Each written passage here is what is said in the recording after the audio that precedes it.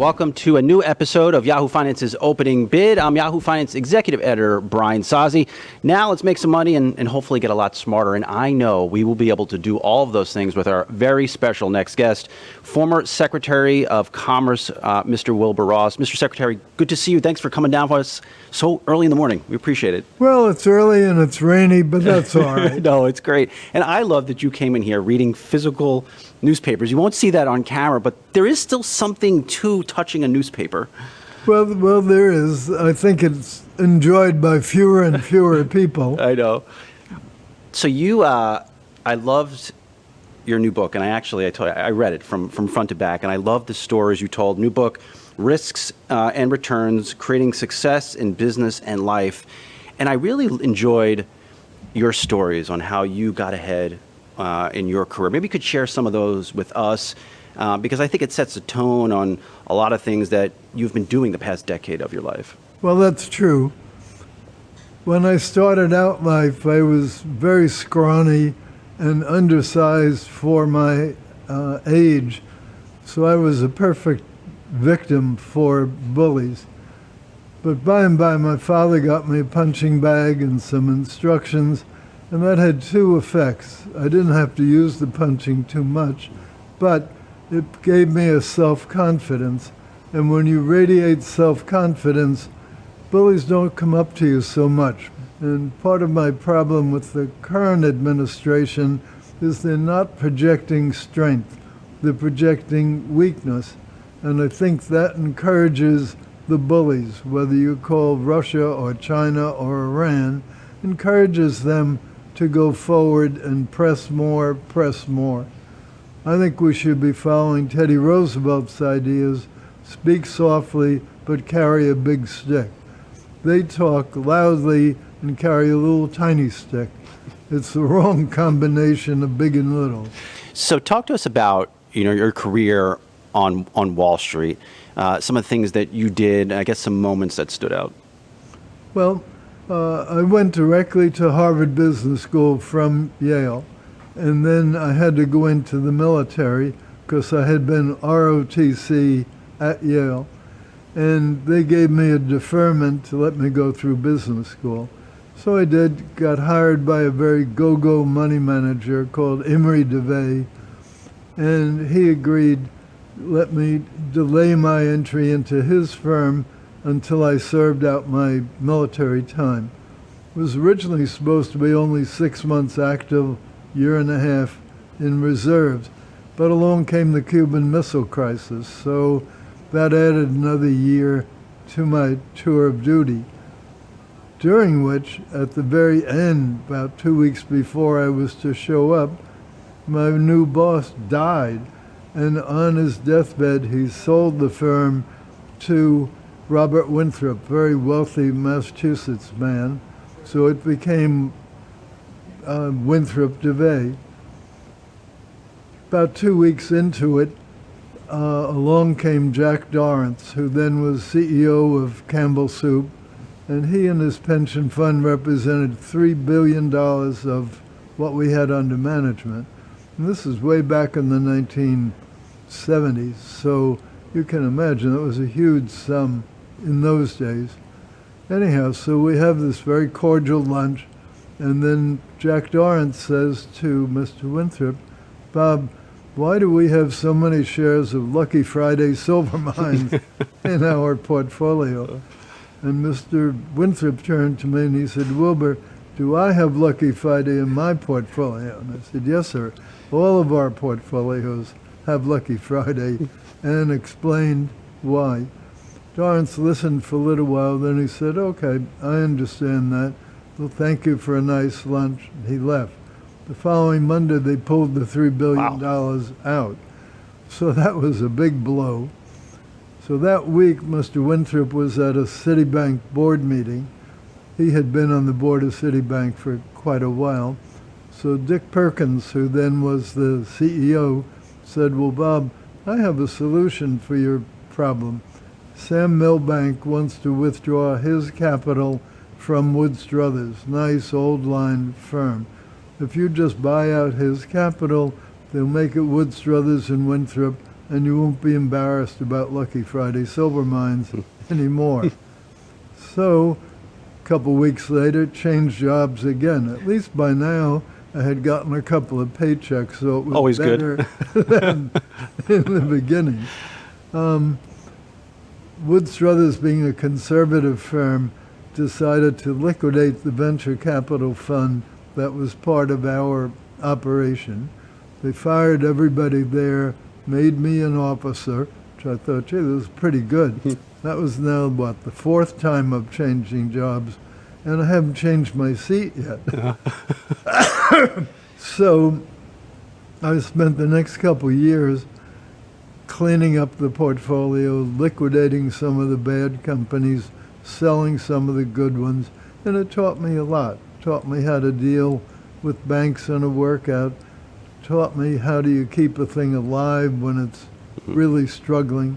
So it turned out it was excellent training for what I was going to end up doing later on. But it also illustrates a moral. This was a series of problems for me. You can imagine a young kid, all these changes occurring in a very, very short period of time.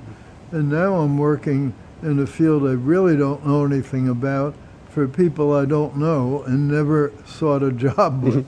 So it was a little bit of strange circumstance. But it worked out pretty well. And so I had a very good learning experience from it. And the moral of that story is those were challenges, each of those changes. But within those challenges, there lay opportunities. And I think when people are confronted with challenges, instead of throwing up their hands and running to a safe room or something like that, they ought to think through and say, well, is there something here that I can take advantage of? Is there something here that I can use to advance myself, either as a person or as a career? That's the mindset that you need to have for success. Not weeping and moping, not complaining about how unjust the world is. The world is unjust. Not complaining about my boss is a dope. A lot of bosses are dopes. But if you let that wear you down, you're going to be no place. You're going to be sitting in that same seat years from now. I just want to say for the record, I love my bosses at Yahoo Finance and Yahoo. They're great, Mr. Ross. They're awesome. They're just good people. And it's interesting that you said, they often say that life comes full circle. And you tell a story in the book, Risks and Returns, Creating Success in Business and Life, about negotiating against former President Trump. I mean, he wasn't the former president. He was a real estate investor at the time with the Taj Mahal. Yes. What was that like? Well, it was a fascinating experience. I had now been doing bankruptcy work for quite a few years before the Taj Mahal came along. So I had a very good clientele of the insurance companies and the banks and the big funds. Trump Taj Mahal issued $800 million of bonds in the beginning of a year. And as you know, bonds typically pay coupon every 6 months. This bond never paid a coupon. So naturally, the bondholders were very upset. They hired me as their advisor to try to claw back some value. So they hired me the Thursday before Labor Day weekend. And as soon as Trump heard it, he called me up and he said, you got to come down to Atlantic City tomorrow and we'll start working on due diligence and the restructuring. Well, the last thing I wanted to do was to go to Atlantic City on Labor Day weekend. I wanted to be out in Southampton, which was where I normally was. But I felt I had to live up to that. I couldn't say, no, I'm just not up to coming down the next day. So I went to the old 63rd Street heliport, and there was this big gleaming helicopter, about the same size as the Marine One that the president uses. And this one, the way I could tell it was the right one, on the side had 6-foot-high, nail-polished red letters, TRUMP. So I figured, well, okay, at least I know which helicopter. And you're in the right place. I have to get on. So 30 or so minutes later, we land at the pier in Atlantic City. And the Taj, by then, was relatively complete, and it was in operation. So Trump was there in a big stretch limo to pick me up and take me to the casino. I noticed as I got into the car, there were two flags on the front bumper. One was an American flag, the other was a Trump flag, a Trump family crest flag. And I noticed the Trump flag was ever so much bigger than the American flag. So that was an interesting phenomenon. Anyhow, so we get into the casino, and it's mobbed with people, and they're really excited to see him there, because he had become kind of a cult figure in that community. So 1 sec, Mr. Secretary. We're going to go for a quick break. I want to continue that story. One sec. We'll be right back on opening bid.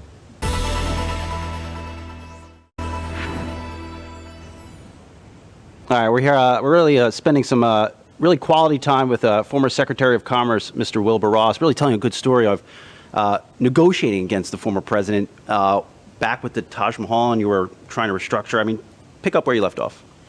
Well, we get inside the casino, and people are having him sign their hat, sign their notepad.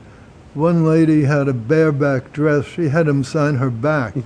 Now, what on earth she was going to do with Donald Trump in magic marker on There were no phones back then either. Couldn't even take a photo. Well, I don't know, but if you see a lady walking around like that, you'll know it's Fair the enough. same one. Anyhow, so then we go upstairs to start the serious discussion. And Trump said, the bonds are trading about 20 cents on the dollar, and your clients are going to be very lucky if they even get 20 cents. So let's not waste a lot of time negotiating. We'll get you 20 cents. Just agree to it now.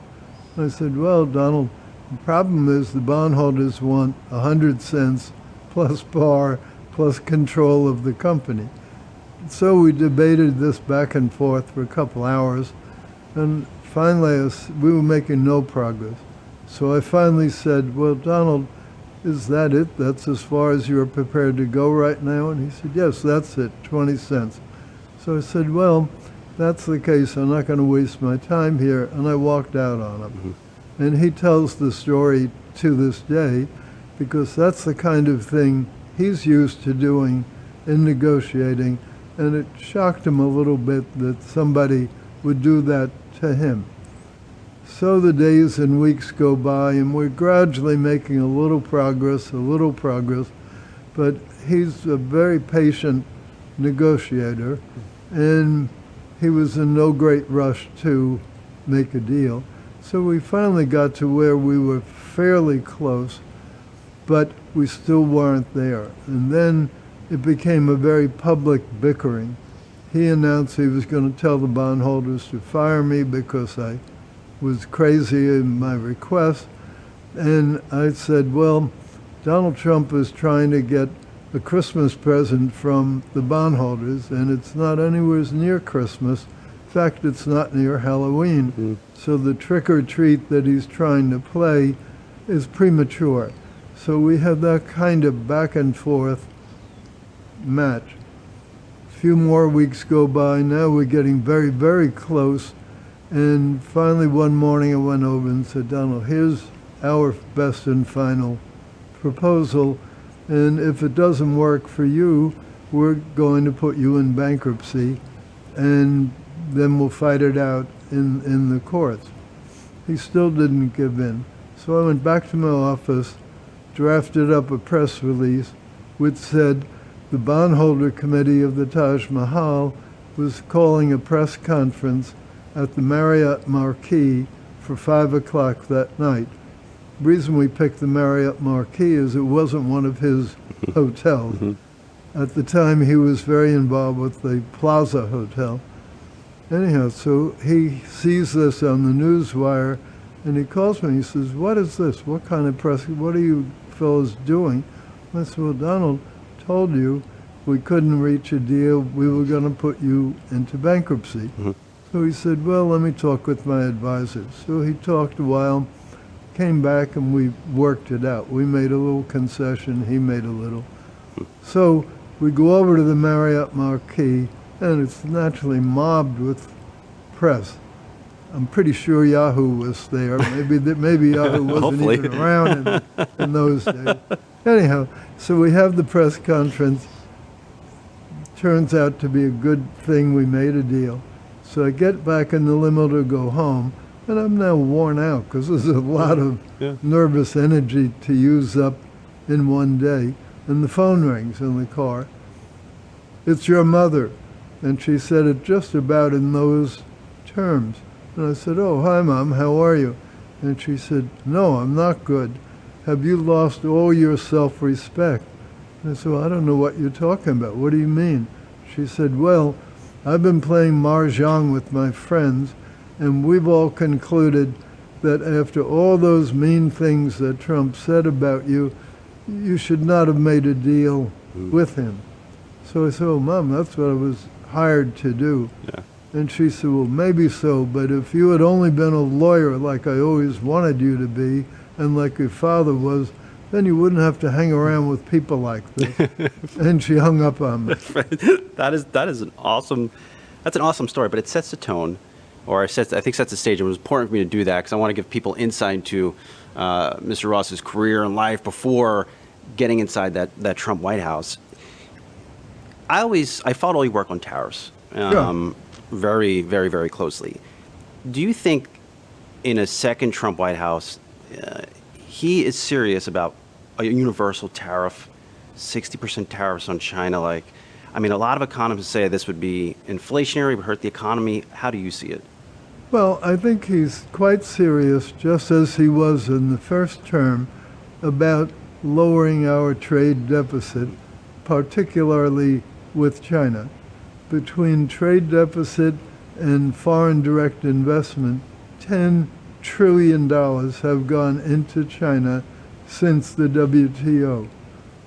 Think about what a different place U.S. and Europe would be if we still had that 10 trillion instead of it going into China.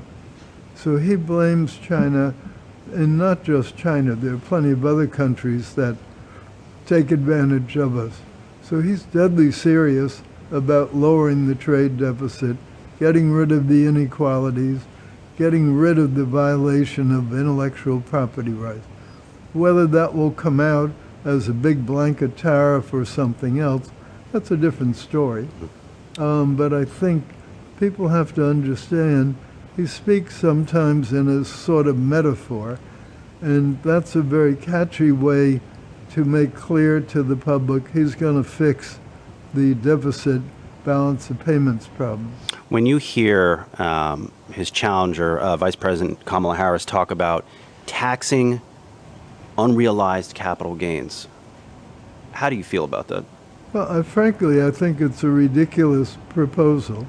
Think about it. Say you own a stock. Say you happen to be very lucky and you've been owning NVIDIA. Well, until you realize on that gain, it's only paper. And stocks like NVIDIA are very volatile anyway. It could just as well go down 20% as up. So how does this work? If you tax me on it the year when it went up, now do I get a refund the year when it goes down? Or how does it work? It's a very hard thing even to imagine how it could be implemented, let alone is there any sanity to it. Take your house. Most people who've owned their home for quite a few years have an unrealized gain. Well, should you be penalized by paying a tax on the fact that your house has gone up in value? It makes no sense. And it could force people to sell the house. So I think it's totally nonsensical.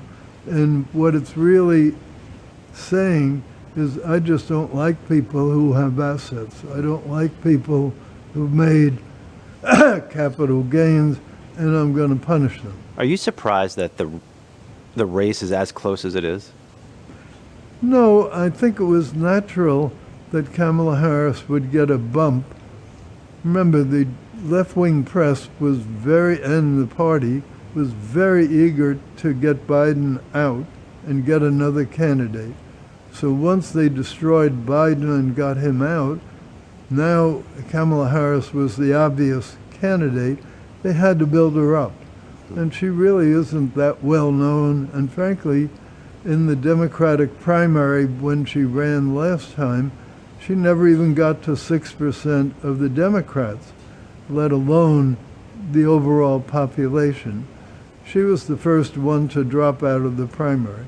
So they have a big rebuilding job to do, and they're working very hard at it, trying to build her up, pretending she was never the czar for the border, which months before they had all applauded her for becoming the czar. So there was a huge wave of PR, so that gave one bump. And then the second, when you have your party's convention, even though this one was a pretty unruly one in Chicago, when you have your convention and you get the nominee, you normally get a bump. So I think it's not surprising she got bumped. Question is, how durable will it be? And how will the debate play out? How will the exchange of ideas play out? So I think it's early days yet. It may seem like a short time, under 100 days till election, but in presidential politics, 100 days is a lifetime. Do you think, you mentioned in the book that it was, that you survived 4 years in the White House. It was a tumultuous time. Do you think 4 more years under another Trump administration would be the same, more tumultuous, a little less tumultuous? No, I think it would be much calmer. The reason there was so much tumult in the first term was Trump didn't have that many sort of senior level supporters when he ran. Most of Wall Street was opposed to him.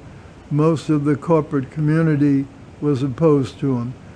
And he hadn't built a cadre of people from prior campaigns because he didn't have prior campaigns.